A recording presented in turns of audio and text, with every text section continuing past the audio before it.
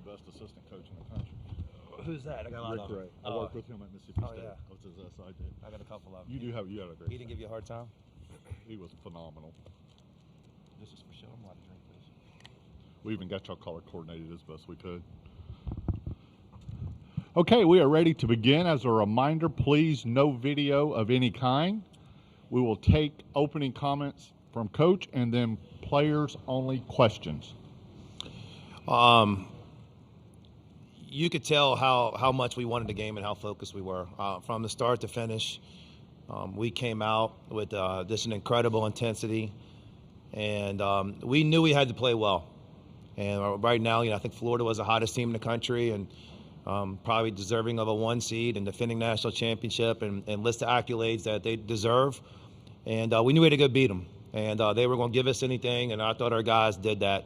They went out from start to finish, played physical, played fearless, played the right way, played team basketball, and so many guys stepped up, and that's what you need to be able to beat a good team. And, proud of the guys and not really much celebrating. It's on the Sunday, and that's what we started this tournament for, is to play for a trophy on Sunday, and that's what we get a chance to do tomorrow. Please raise your hand, and we'll get a microphone to you.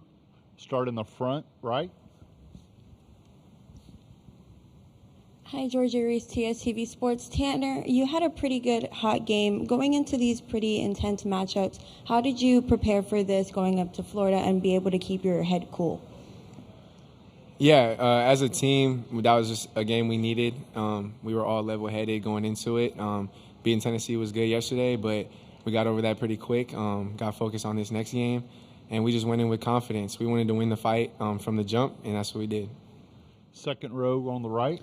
Jalen, Steve Lehman, News Channel 5. A lot of people around the country believe Florida has the best front court in the country. How much did you guys take that upon yourselves to answer the call today, and what did this team show you were capable of? I mean, we took it personal. We took the matchup personal. We played them before at home a couple months ago and lost, came up short. But we knew how physical and how intense the game was going to be, and we already had in our minds that we just had to go out there and be war ready. So I feel like we showed up today. And we competed at the highest level today. We're going to go to the left, third row. Tyler, Pete Nakos from On 3. You guys have obviously a momentum. You just beat what could be a 1 seed in the tournament. Regardless of what happens tomorrow, the last 48 hours, what kind of confidence is that going to give you going into the big one? Yeah, a lot of confidence. Two very, very good teams. We're going to play a good team tomorrow, whether it's Arkansas or Ole Miss. And we want to build this momentum now. We think this is the best time to be at our best in March. So we're going to carry this momentum over from today to tomorrow, and hopefully from tomorrow into NCAA tournament. Left, third row. Jalen, it just seemed in moments in the second half that you guys just controlled the momentum. What did you guys talk about pregame about just how you guys were going to control the boards and kind of run the show in the paint?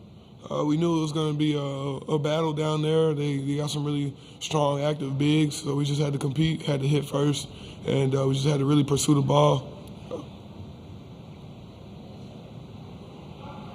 Left, third row. Chris Lee, Vandy 24/7. You hit a lot of mid-range shots, three-pointers, things like that. Was that in the plan going into the day, or was it just kind of how the game unfolded? I think it's just kind of how the game unfolded, just taking what the defense gave me, just always staying ready and prepared for whatever might come. Any more questions for the players? Gentlemen, you're dismissed.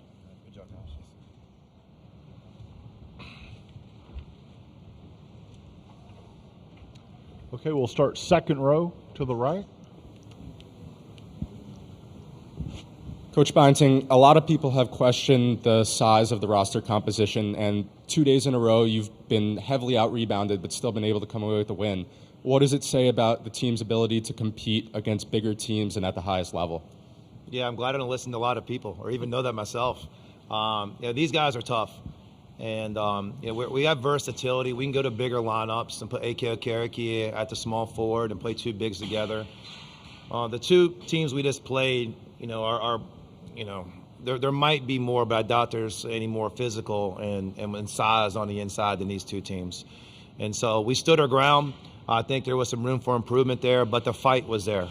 And, all those guys really fought for rebounds, fought for possessions. They competed. And so even if we came up short a little bit, sometimes the second effort made up for it. Second row to the left. Coach Byington, Jacqueline on WTK 90.3 FM. Your team won by 17 points despite Florida attempting 2 extra field goals. What does that say about your team's efficiency, and how do you maintain that efficiency moving forward?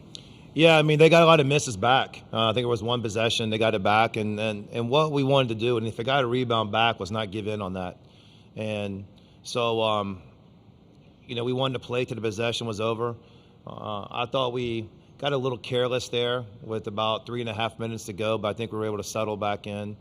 I got experienced guards. And, when I got 2 guards, one has 8 assists and one has 7 assists, the ball is going the right places. And you're going to see other guys be successful. So I thought the guards did a great job controlling the game. Second row in the back. Steve Lehman, News Channel 5 Nashville. Mark, you praised your team yesterday for the way they attacked the game. How about the first half today? You forced 9 turnovers that led to 20 points to really set the tone for this.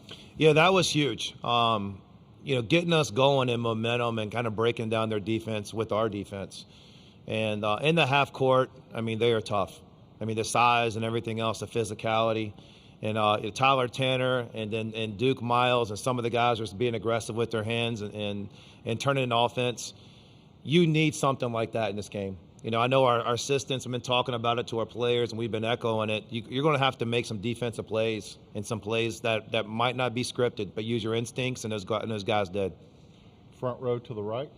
Hey, Coach, there was a big timeout in the 14 minutes in the second half. What do you tell your team in those moments to kind of just keep their head cool and just to keep them to not, even though it's a big gap, to keep them just to keep playing the team game they're playing? After the goal got broken or after the technical? Okay. Yeah. It felt like the first 8 minutes of the second half took forever. And I wanted to get Tyler Tanner out, but there were so many stoppages. We got long timeouts right now in the SEC tournament. And we didn't need any more. We had great momentum, but we had to regather it. And so the game probably took a long time. I felt like this first 8 minutes, second half were forever. But we never really lost focus. We never lost our intensity, no matter what it was. Third row and to the left. Mark, Pete Nakos from On 3. You won 20 games last year. I think today was the 26th of this season. You might be a 3 seed in the tournament now. How have you been able to put together rosters that can compete at the highest levels of the SEC so quickly since you got to Vanderbilt? Yeah, I mean, we're looking for a certain type of guys. And first and foremost, we want them to care about winning. And that's not a given with all the athletes these days. Sometimes people are motivated by other things. And so when they care about winning, they care about each other. You got a team that competes like this and shares the ball and is happy for each other's success. And so we try to find guys like that, and I got a locker room full of them. Far right. Coach, you had 5 players scoring in double figures in this game. How do you kind of manage to be able to find that much offensive versatility against one of the better defenses in college basketball? Yeah, I mean, we had confidence in our offense coming to the game. We scored 94 points against them the first time we played them. And that might have been the most of any SEC team. And we really put our focus on defense. And the offense was going to take care of itself as long as we rebound, as long as we played defense. But the sharing of the ball and making good decisions with Duke Miles and Tyler Tanner being able to find guys and making them be successful, I thought that was the biggest part of our offense. All right, last question right here in the back. Coach, I was wondering what it meant for you, for the team, for the organization to be on the doorsteps of winning your first SEC trophy since 2012. Yeah, I mean, you could sit there and be cliche and say it's another game, but that would not be accurate. This is what we want. We want to be playing on Sunday. We want to be playing a championship game, and it was one step at a time. We passed the first 2. Tomorrow, we'll have to be the same way. We'll compete. We're going to play a team that's on a winning streak, a team that earned their right to get there just like we did. And we're going to play at a high level tomorrow. When the trophy's on the line, you're going to see guys flying everywhere. I hope that there is a lot of black and gold in Bridgestone tomorrow. And buy up the tickets, get in there, buy them now before they figure out the result of this next game. So if we can get the message out there, Vandy fans, let's pack it up. Okay, thank you, Coach. Good luck tomorrow. Thank you.